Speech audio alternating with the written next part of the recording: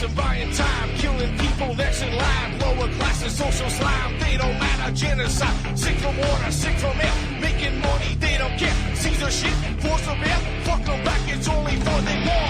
They shoot, they kill, they massacre, rape. They burn the kids, no one leaves countries. Lie to your face, fight and die, 'cause God forgives.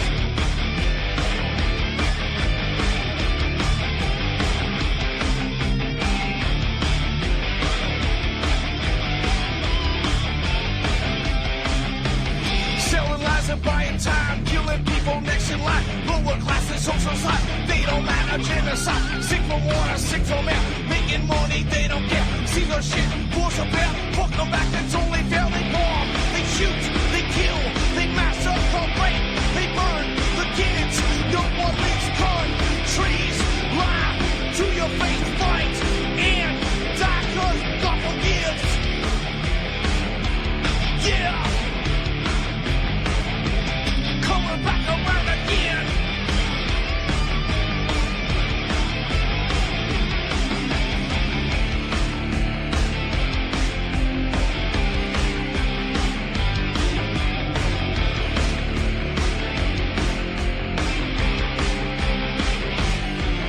Yeah.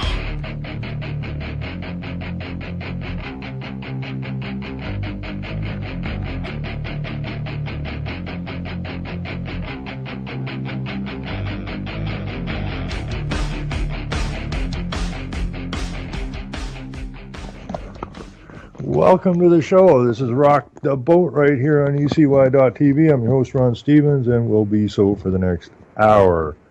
This is October something. October what? The 20th. So, we're getting close to turning back the clocks.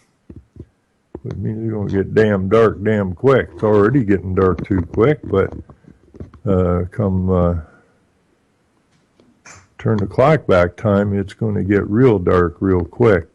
Anyways, I got a little bit of good news. I don't want to depress anybody, so I got a little bit of good news that I want to share with everybody. Doc, that being Thursday, is once again a free man for the next 5 days until he returns to the dustbin called the jailhouse, where they sing the blues and watch TV, waiting for the 2 days so he can get back out of there and be free once again for 5 days. So welcome to your freedom, Doc. Good to have you back out. I know the world's a better place for you being outside, not inside. A lot of people don't recognize that yet. But it's a much better world with you outside the gates instead of inside. Anyways, we got an election going on in the United States of corporate government. And everybody hates Donald Trump. The Muslim Bear of London, England, hates Donald Trump. We ain't a Muslim. Our prime minister of the country dislikes Donald Trump. Most of the premiers in this country, probably all of them, dislike Donald Trump. They all loved when Obama was getting in the first time and the second time. I had some debates with some politicians about Barack Hussein Obama, and he was hope. He was the new hope, the new black hope, the new Muslim hope. And all of the lefties, which are pretty much everybody except us working stiffs, are all against Donald Trump, as they were all for Barack Hussein Obama. Now we have up here, we have Brian Mulroney, who is a lawyer, which makes him a liar, who signed us on to Agenda 21 way back in 1992, who hasn't been in office for a very long time, steps up to the plan, I guess he steps up to the bar, doesn't he? Being a bar member and all. But Brian Mulroney, our conservative dick, who signed us on to Agenda 21, who most conservatives can't wrap their brains around, that both sides are working for the same team. He apparently is no fan of Donald Trump. Brian Mulroney is no fan of Donald Trump's promise to rip up NAFTA, but the former Prime Minister says Hillary Clinton's shift to the left is bad for Canadian trade, especially if the Democrats regain control of the Senate.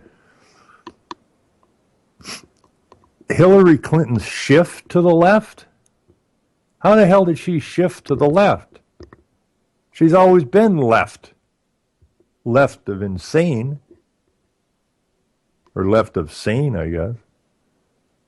But, Mr. Mulroney here, who's working for a big law outfit, who got caught in a scandal laundering money while he was the Prime Minister, turned around, as all lawyers would do, and he sued Canada because he didn't like people calling him out for what he was, a piece of garbage, and a lawyer.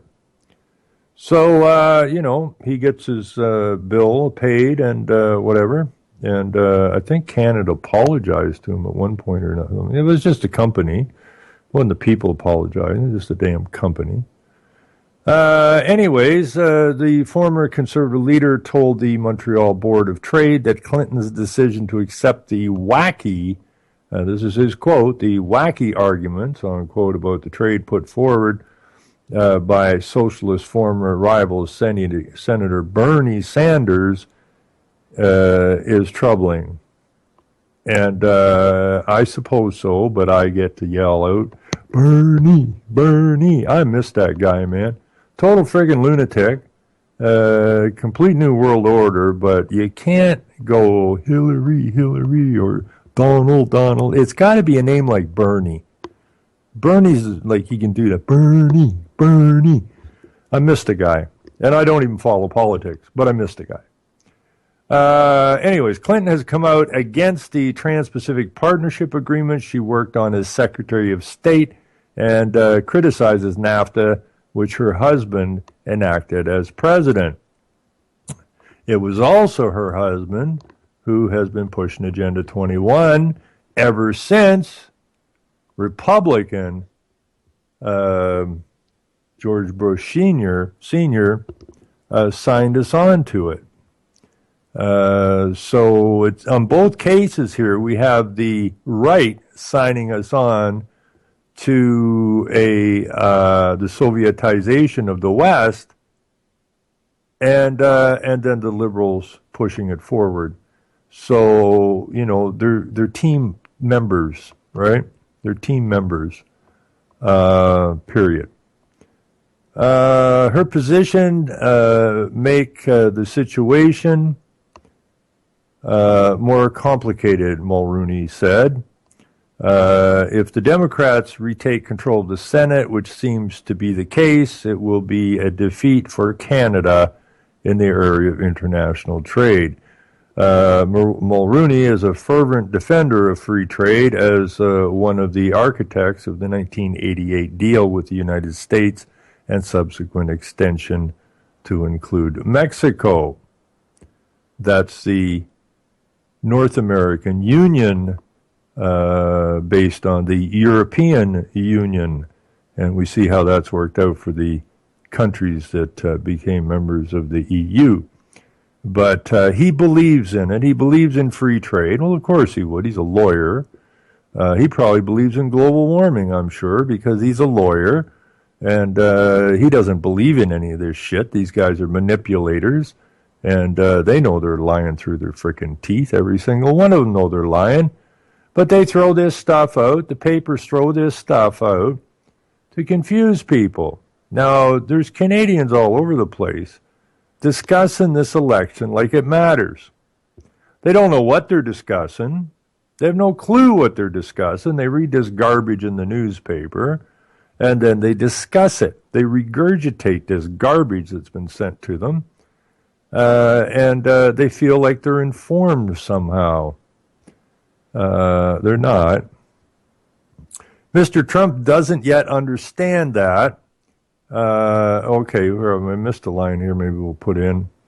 And despite Trump's anti-Mexican rhetoric, he said NAFTA is having the desired impact since for the first time in 25 years, more Mexicans are returning home from the U.S. to chase prosperity. Well, what prosperity are they chasing? Well, I don't know. The manufacturing plants that they chased here and then disappeared from North America and went to Mexico because of free trade agreements.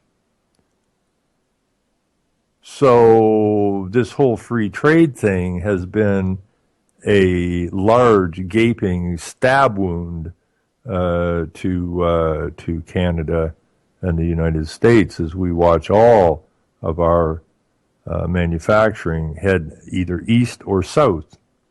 But it's good. It's good for what? Good for business. Good for what? Good for lawyers. Good for what? Politicians. But nothing of what they do has anything to do with the people. You are not important as long as you keep stepping up and be the surety for all the debt these guys are creating. False debt nonetheless, but still, at this point in time, is referred to as debt. Mr. Trump doesn't yet understand that the treaty at the same time resolved economic questions and problems surrounding immigration. International Trade Minister Christina Freeland said protectionist forces in the U.S. should worry Canadians. Well, I'm a Canadian and I'm not worried, but I'm not really a Canadian. I live here. To be a Canadian, well, I have to be surety for the business, especially relating to challenges in securing new softwood lumber agreement. That's the biggest false flag we've had ever here as far as resources concerned. This soft lumber agreement comes up again and again and again and again. And if we should try to be protectionist, then or the Americans become protectionist, then they won't buy our wood. And apparently, if America doesn't buy our wood, then we'll collapse. The entire nation will collapse if the Americans put up tariffs on our softwood lumber. Of course, that's a crock of shit. It's about investing in our lumber so they get it cheaper, and that's all there is to it. It's got nothing good to do with any of our people. It was always complicated for Canada and the United States, but it is a challenge that has become more complex because of the protectionist wind that currently blows, says the trade minister. Well, to Brian Mulroney and the trade minister, bite me. Just bite me. You guys are treasonous lapdogs of those who control your little puppet asses. As far as the people of this nation are concerned, that's coming to a close, hopefully quickly. It may take a while, but we're going to close this out in the not too distant future. Now, I had a bunch of stuff up here. We lost the internet today from 10 in the morning to almost 4 o'clock this afternoon. And that just shows us how precarious this digital world is. Apparently somebody cut a cable about 40 miles from here, 30 miles anyways, and that means that a huge swath of area was left without cable television and internet via Rogers' internet system. And that's how fast they can screw your town over.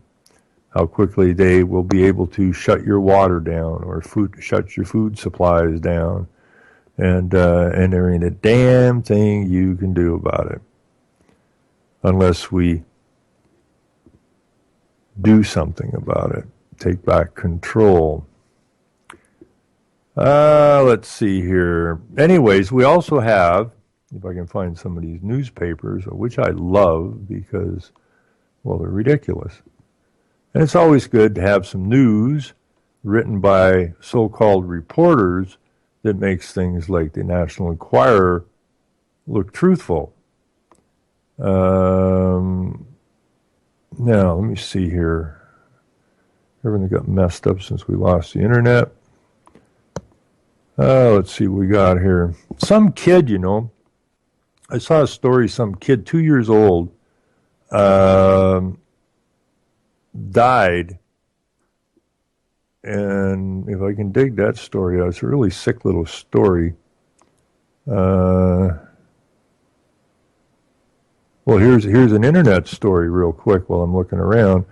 Technical issues force Ontario to cancel first literacy test for high school students held online. So they're going to hold a literacy test for students online, but unfortunately they can't do it because the internet wasn't working or something.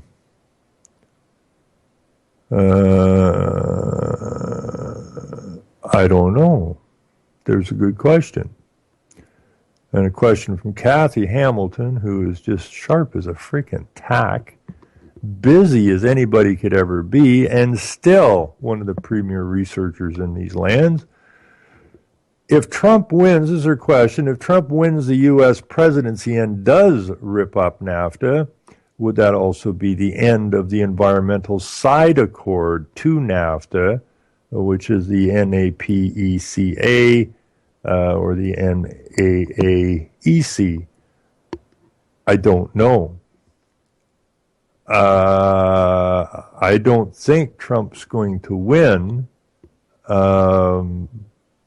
But if he does, will he rip up what he said he would rip up? I don't know. The Prime Minister of Canada said that they were going to reorganize the electoral system here in Canada, but now I see today that, people seem to like it the way it is. What the hell? So, anything that is said during these elections by the people running, especially running for a party, it's an amazing thing, most people get ticked off when they're lied to, but elections seem to be totally different. People seem to agree that, they vote, but then they agree that they don't expect the leaders to uphold their promises. Because you don't have to, because it's, politics. Well, I don't know how that ever happened. I mean, it's politics. You expect these people to tell you the truth? Well, they said they were going to represent us. So shouldn't they tell the truth? And if they don't tell the truth, shouldn't they be thrown out of office instantly? I mean, it would make sense. If you have an employee coming to your job all the time and he's lying all the time or she's lying all the time and making their way through manipulation and that, how long are you going to keep that employee? Not too damn long. You're going to get fed up pretty quick, but these clowns never seem to be brought to task. Never brought in the office and sat down and said, whoa up, Jack, or Jill.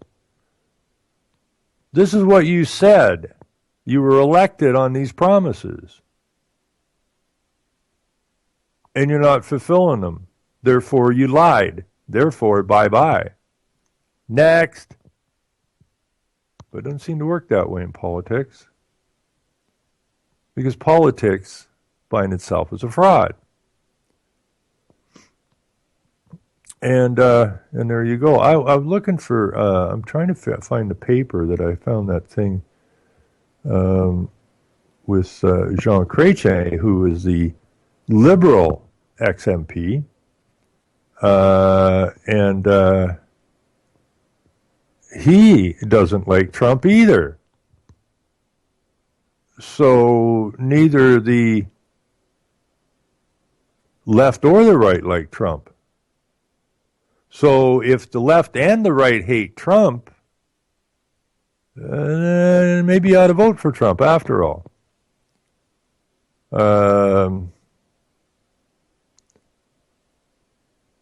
Because if both the left and the right hate Trump, and both the left and the right are on the same team,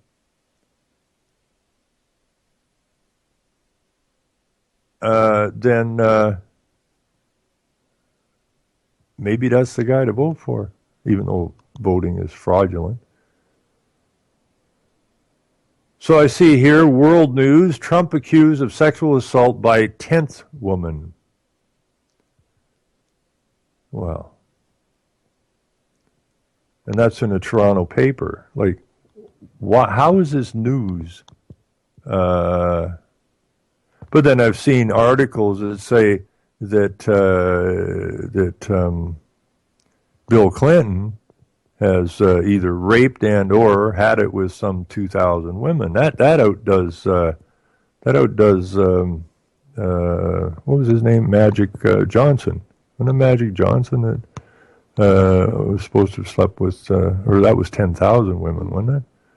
I don't know how the guy had legs under him to play basketball.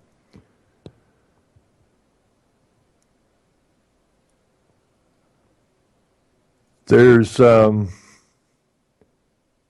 see, I'm looking, where the hell did they keep losing my stories to?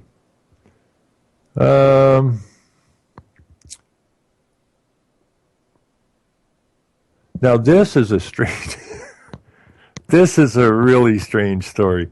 Now Sudbury, Ontario, is a mining town, nickel town, and other mining.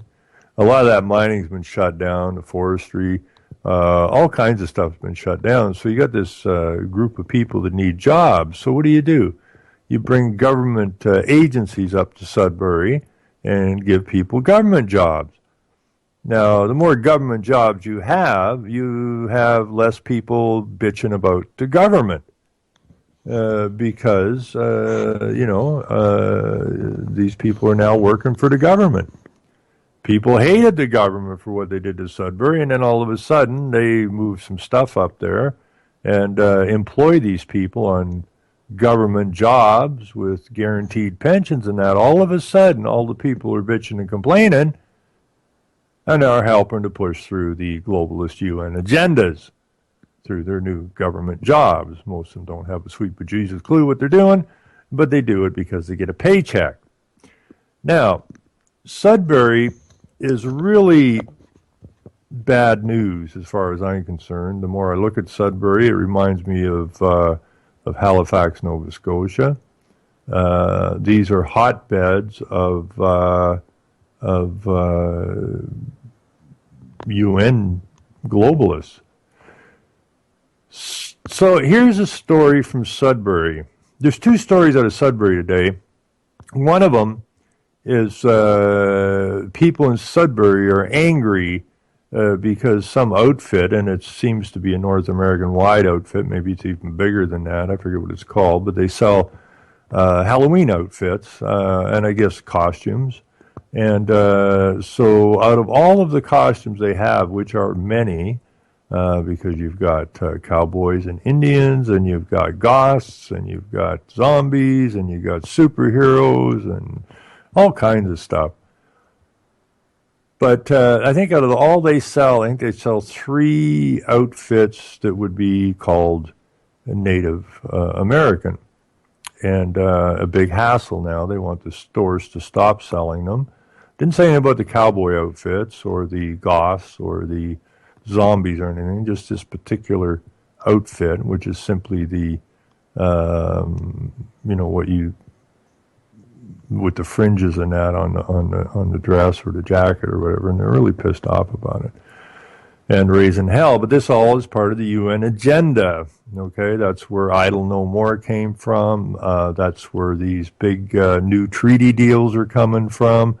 And you have the Premier of the province of Ontario and other premiers and senators and newspaper people and professors all bitching and complaining about the logos of some of the baseball teams and or hockey teams and or any kind of a team.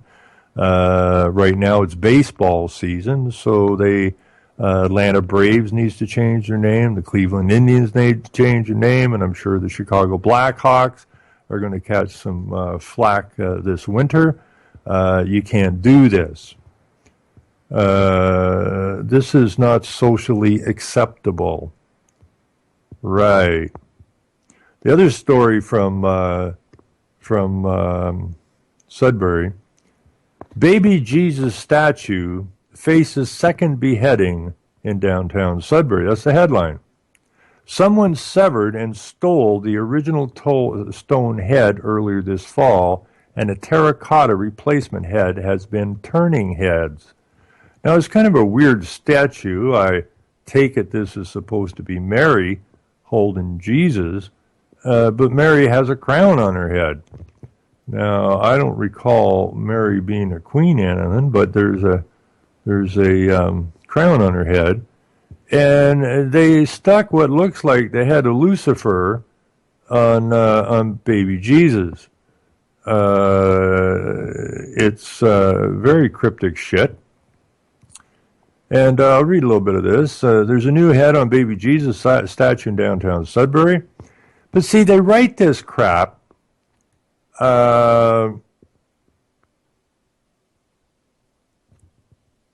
This is what kills me about the media. The heading says, Baby Jesus statue faces second beheading in downtown Sudbury. The underheading says, someone severed and stole the original stone head earlier this fall. Well, wait a minute. It's the second beheading. Did you get the original back? I mean, the writing is bad. I'm not a good writer. I'm not a bad writer, but I'm not a good writer. But it doesn't make any sense. If it's a second beheading and then you replace the original, you obviously found the first one or not. There's a new head on the baby Jesus statue in downtown Sudbury, but it may soon be lopped off. The head's part of a baby Jesus and Mary stone statue on the front lawn of the St. Anne's de Pins Church in the city's downtown. Someone severed and stole the original head earlier this fall.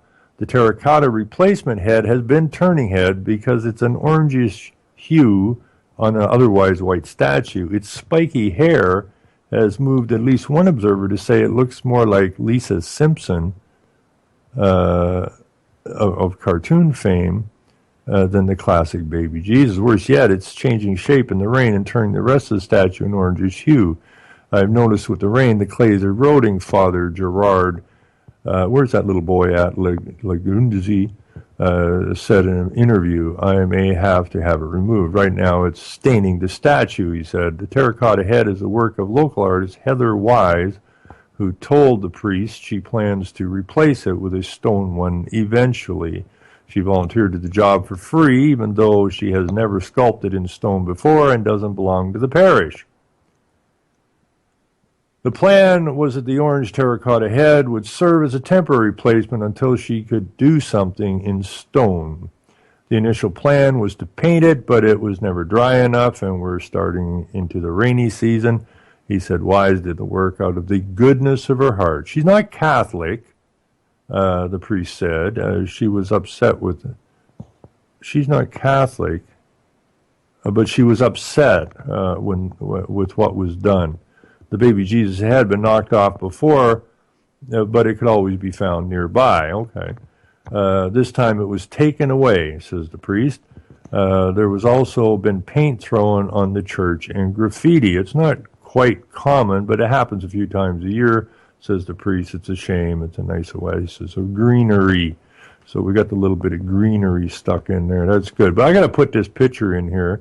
There's some other pictures that are a side view, if you look around for them. And,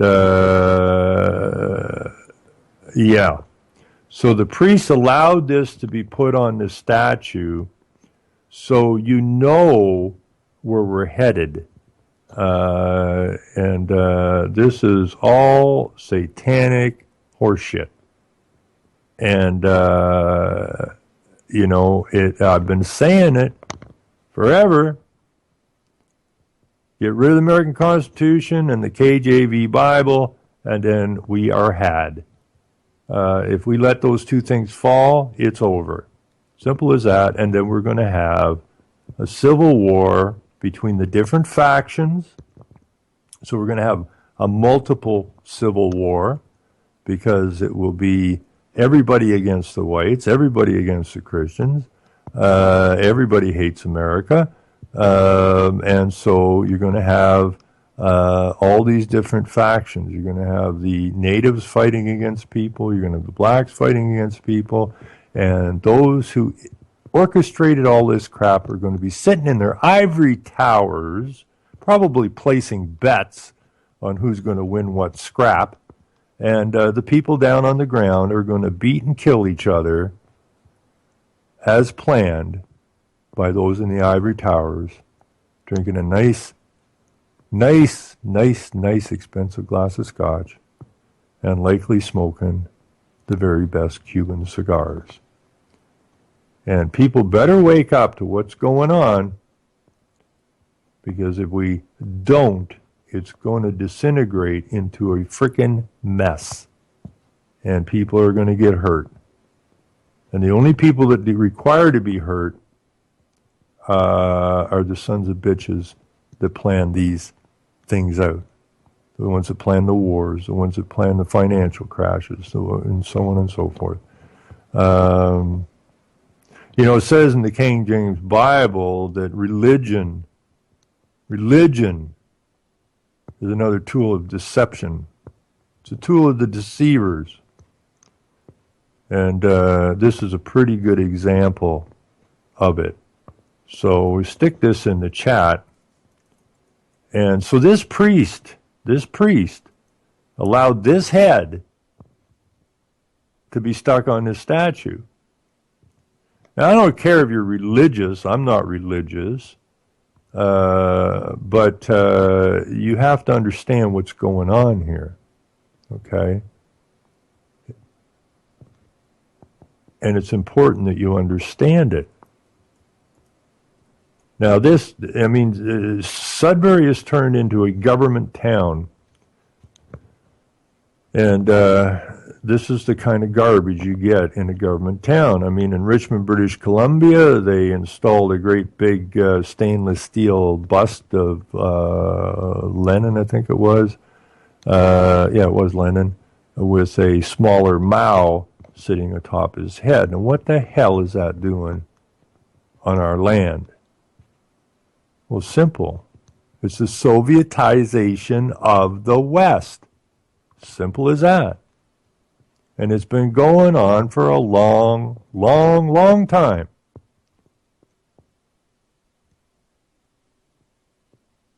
And we better come to terms with that. Now, I don't want to say anything bad about the Jews per se, but I'll let people deal with that on their own. We have all kinds of problems in these lands.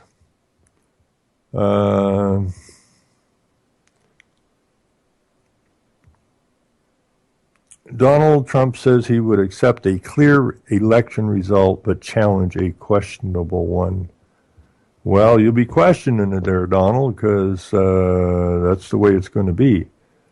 Look at when Bush and Gore were running. Okay, is Gore going to go bomb Iraq? No, it doesn't look good. Okay, give the election to Bush and have Gore go sell the other half of the deal, which is climate change and carbon credits and all that kind of nonsense. It's like I said, they're on the same team. And whatever seems more acceptable for one side of the team to pull off than the other side of the team is who gets to move it. Now, even though the Republicans and conservatives signed us on to Agenda 21, it was the liberal or the Democratic faction that picked up the ball and pushed it. Okay? Same team. Same team. Line 1, line 2 is what they are. And the conservatives, conservatives, Republicans can be line 1 one time and then sitting on the bench the next time, more or less, and vice versa. But they're never cheering for you. Okay? They're not cheering for you. They're playing, and their owners, those that pay them, those that tell them what plays to put forward, are the ones in charge, not the people. That was all over the place this morning when I looked at this before the internet went down, and I don't see any part here with about what I was looking at this morning. Anyways, this is another problem we have here in Canada. Canada Revenue Agency, which is not, again, part of Canada. That's the Soviet. These are all little Soviets that they build. These arm's length things. They're legislated by the government, but outside the reach of the government. Canada Revenue Agency should overhaul sexist baby bonus policy, Ottawa dad says. And I'll let you deal with that one. Now, this is a sick story.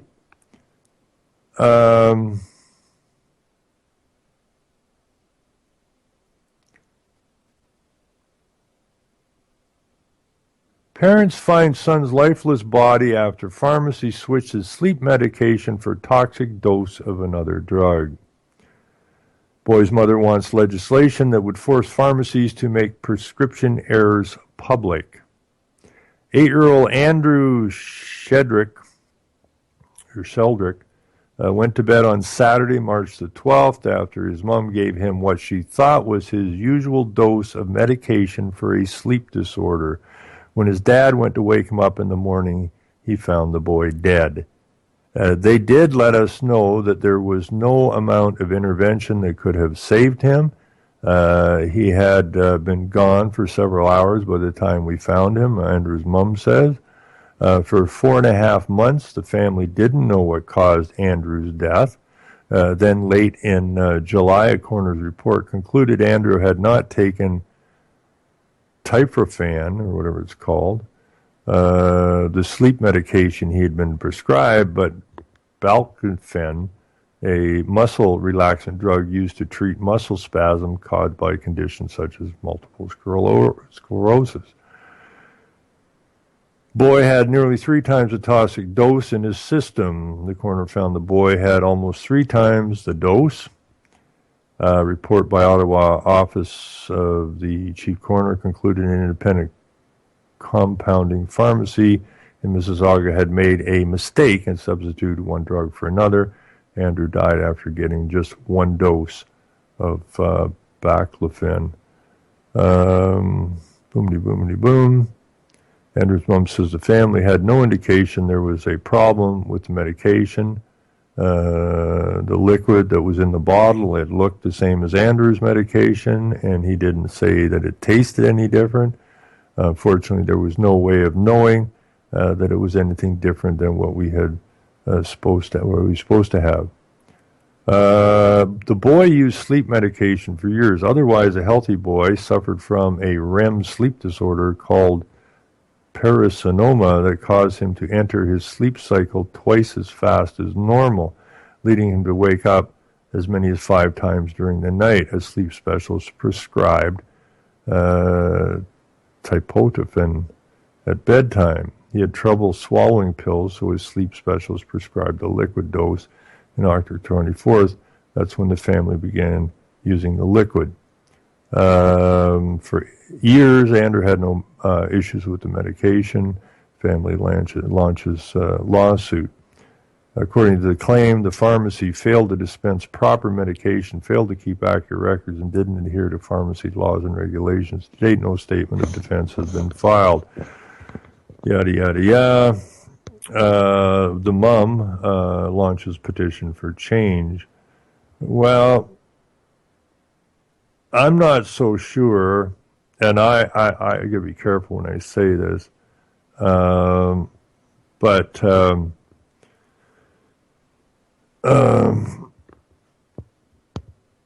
why are you giving the kid? I mean, so what? He wakes up 4 or 5 times a night for how long? A couple of minutes and he goes back to sleep. Obviously, if he's waking up 4 or 5 times, he's not staying up. That's his normal sleep pattern. Some people sleep, 9 or 10 hours a night. Some people sleep 3 or 4 hours a night. Some people sleep very few hours at night, maybe grab a quick nap in the afternoon. It's not a case for medication, but the doctors are looking for and the pharmacies and the pharmaceutical companies are looking for anything that they can say is abnormal so they can make a drug for it. Because your child is a money pit.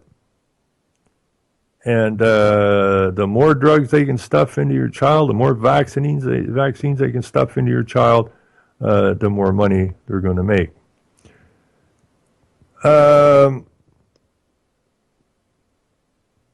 Here's another story. 4-year-old acting like a slobbering drunk after pharmacy dispenses wrong dose of antipsychotic drug.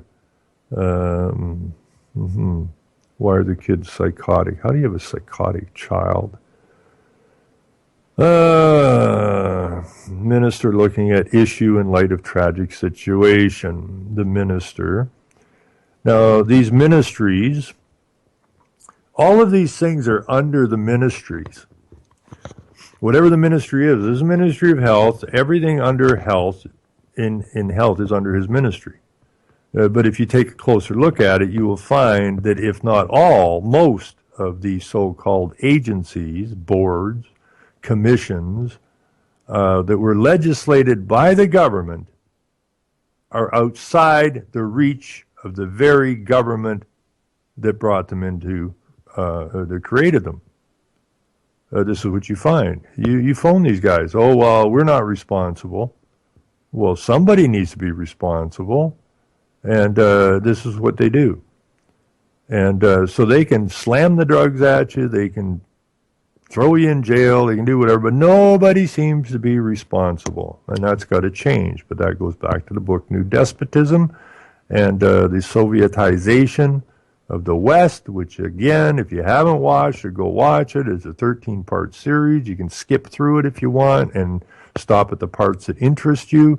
But America with a K is exactly what's going on to the West right now.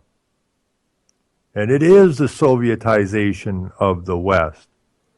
You get people out there going, oh, Putin's the man. Give your head a frickin' shake. If you listen to garbage like that, you better do some research. When they talk about the Sovietization of the West, they're talking about the communistization, communistization of the West. That's what's going on. Everything is controlled, everything is managed. And you ain't got no say in jack. All these Soviets, these boards, these commissions, these agencies, these are the things that control your lives. So each batch of politicians comes in, does their puppet role, and institutes some more rules, regulations, whatever, and boards and commissions and agencies, and then they get out. And they go for some big work for some big company or some big law firm. And then comes the next batch. And they create some more boards and commissions and agencies, and they get out. It's called the Sovietization of the West. Period. There's all kinds of words out there, technocrats and communitarianism and Marxism and so on and so forth. Okay? It is the Sovietization of the West. And if you haven't watched America with a K, go watch it and understand what you're watching. Because one thing about these dipshits that run the world is they have to show you, I don't know what kind of a sick deal that is, but they go out of their way to tell you, to show you exactly what the hell they're up to. And people don't seem to get it. Well, it was just a movie. Wrong. It was just a story. Wrong. They go out of their way to tell you what the hell they're doing. And I'm sure they're sitting in their towers having their drink and their smoke going, what does it take? What do we got to do for them to understand what it is we're doing to them? Well, we do control the education system, and that has a lot to do with them being so stupid. And we do control the food system, and that kind of keeps them a little off center, if you will. And we do control the health system, which, well, we see what we've been doing with that. And we do control the churches, and we do control the politicians. So I guess they're like that because we did it to them. Yeah, but we told them what we're doing. Well, yes, they can't be angry with us because we did tell them exactly what the hell we were up to, and still they can't see it. Well, you better rub the sleep out of your eyes, folks. Because they ain't got a lot left to tell us or a lot left to write. They pretty well got what they're looking for. Our job is to make sure that they never get it. Somebody wins this, us or them. This is about freedom versus tyranny. And if you want that boot on the back of your neck the rest of your life, and for the next 1,000 or so years, then just keep doing what you're doing. If you honestly want some freedom, then you're going to have to get active. Because in the end, I don't want anybody telling me that look what they did to us. They didn't do anything to us. They told us over and over and over every freaking day what they're up to. So nowhere can the blame be put except squarely on our shoulders.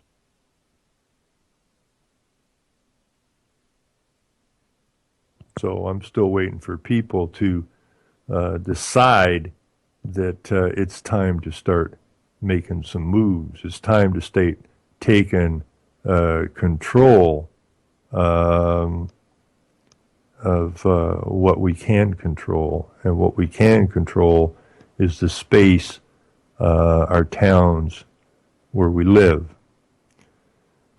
And here's another sick story about you being used as a business product. Lawsuit against Rivera Nursing Home says father died from lack of care. Now, this is really pathetic, and, I'm almost to the point now, and I'm not saying this to tell anybody to do it, and I don't want anybody to do it, but we need to take control of our health systems.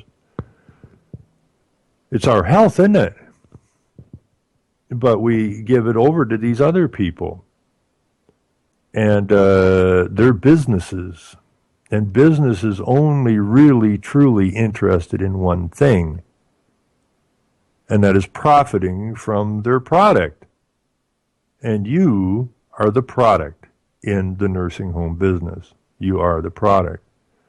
Now, most of these nursing homes are private, and I'm sure there's a board of which these nursing homes have to deal with, and the board makes the rules and regulations, but the Ministry of Health will not be responsible for this because, of course, the board that looks after the nursing homes was made to be arm's length or outside the reach of the very government that created it so that they wouldn't be responsible, which gives the board free rein to use it as a business. Anyways, a multi-million-dollar class action lawsuit has been launched against Rivera Nursing Home after a woman says her father died from an infected bed sore that went unnoticed and festered into an oozing stage 4 ulcer. Let's see. I don't have much time here left. Anyways, here's the basic story. He ended up in one of these nursing homes, and they have, I think, 66 of them. It's a business. I mentioned on the last show that the pharmacies bid on the beds. They pay for access to the beds so that they can have exclusive rights to peddle the medications in the nursing homes. It's called business. And without your elderly parents there is no business. Anyways, this guy ended up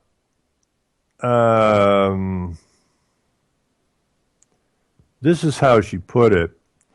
Arthur Ross Jones, who went by Ross, was a resident at Main Street Terrace for about 11 months. His family alleges he fell twice at the faculty, but was never examined by a doctor and was left to suffer with pressure sores that resulted from him being bedbound 2 weeks after his first fall. On May the 12th, he was found unresponsive. He died about a month later on June the 8th, 2014. He died a painful 13th century death while being looked after by a giant business entity that is making a ton of money on the basis of its promise to deliver reliable professional health care to our parents. The daughter said Wednesday in a release, he deserved better than this. Anyways, I don't know if it's in this particular story.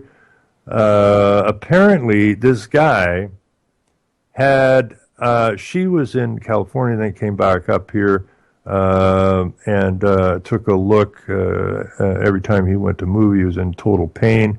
What she found was, because she said it was always the smell. The smell was, what the hell's with the smell? And when she rolled him over in bed, I don't know if his gown fell open or what, but he had a 4, are you ready for this? A 4 by 9 inch ulcer, open ulcer. She said his anus was completely missing. 4 by 9 inches, that's freaking humongous. Now, how is it this nursing home didn't notice this, like when it was tiny? There's another story about another lady in one of these homes who was 100 years old and had a leg infection, and she's in long-term care, and there was actually maggots in that wound. It's all about money. And if they have to spend money, then that's money gone. And there's always apparently a waiting list to get into these homes. So why spend the money? We got some more business coming. We got more product coming in the door. You know, I'm almost to the point now where before you put your parents in one of these homes, you might as well take them outside and shoot them. They'll probably die a less painful death than so many people do in these nursing homes. Now, I worked in a nursing home, not in the nursing home. I was doing some work in a nursing home years ago, and I heard a lady calling. I was out in the hallway, and can you help me? Can you help me? And I looked around the hall. I didn't see anybody, so I went in, and there's this lady laying on the floor beside her bed. And she asked me to help her up. And I said, well, I'll go get somebody to help you up. You're on the floor and everything, and I'll go get somebody. And she's going, no. Don't do that. Don't call them. I'll get in trouble. And I'm thinking, this is odd. They're supposed to be looking after you, and you're worried about getting in trouble. This makes no sense. So I helped the lady up, got her back into bed, and asked her, what the hell's going on?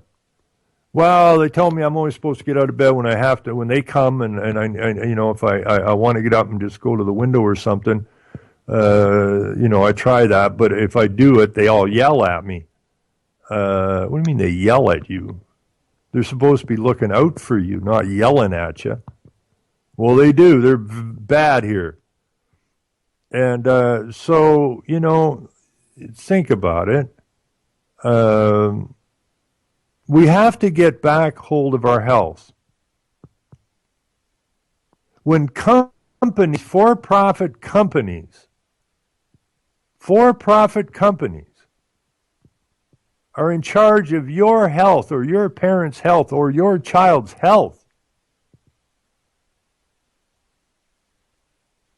it's a product used to make money with. The more stuff they can jam down your throat or your child's throat or your parents' throat, the better for business. This is not health care, it's death care. And we got to get back hold of our health.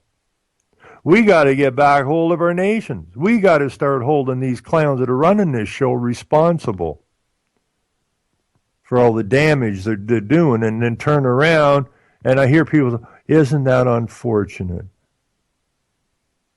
Isn't that unfortunate?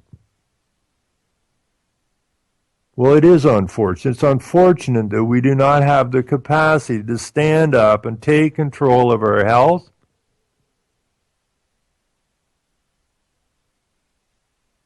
Because when somebody else has control of your health, they can do whatever the hell they want with you. And they do. And it's getting worse. The number of deaths and abuse coming out of hospitals and old age homes and your local doctor's office and so on and so forth is getting higher by the day. And people seem to just be able to turn a blind eye. People seem to be conditioned to be able to turn a blind eye to anything. And that needs to stop. I don't know how people got conditioned like that. It missed me, and it missed people I know. But generally, well, that's the government will fix it. Well, how can somebody that the problem is fix it? Oh, here's a story. Now we've got time to do it. I'll throw it in the chat. Kathy dug up a story here, and we're out of time, so I want to thank you for tuning in. And we'll be back here. I don't even know what day it is. Thursday. We'll be back here. Not here. We'll be over in Revolution Radio Saturday night, and we'll see what we can do. I got a very interesting call from a lady out in Calgary today. Faye calls into the show once in a while, sends me lots of interesting emails, and we talked some time at length, really, about Tony Hall. Who I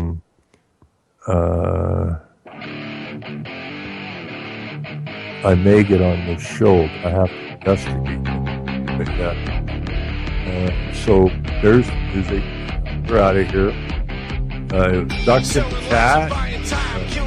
Duck.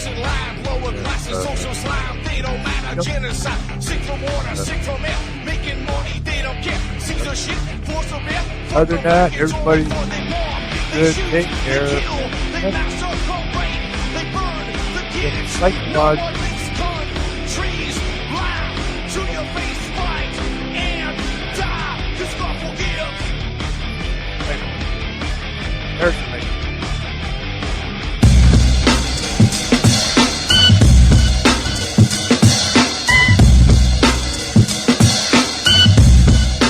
This is is Aussie Skateboard, and you're listening to